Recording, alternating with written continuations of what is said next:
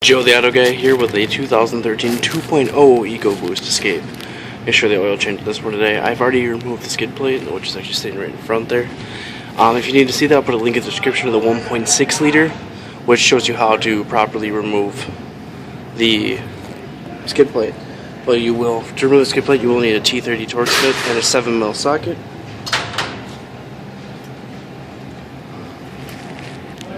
And that T30 Torx bit I was talking about. Okay, so your drain plug is going to be right here, and your oil filter will be right up here, right in front of the oil fan. So what we're going to do first is attack this oil filter. So what you're going to need is a medium strap wrench. Come up.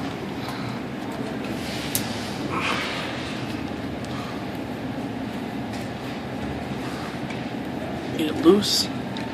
Kind of hold your hand in the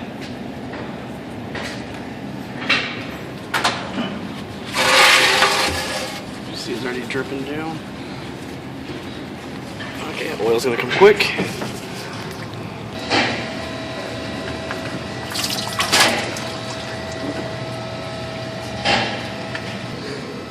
Your new filter is gonna be the Motorcraft FL910S.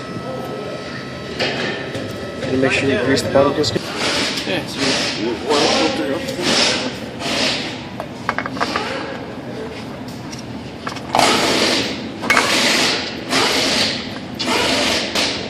You get it on there, 1/4 3/4 turn seated.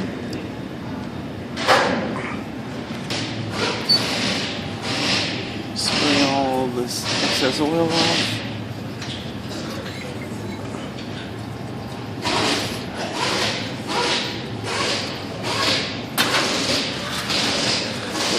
Good snug.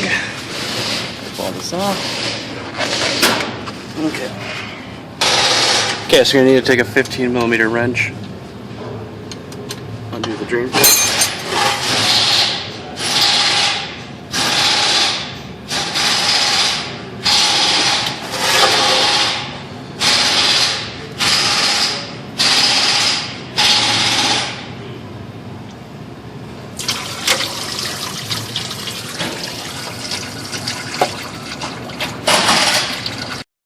Okay, so now we just got to put the plug back in on the EcoBoost. This engine takes 5.7 quarts of 5W30 motor oil with an FL910S filter, as I showed you.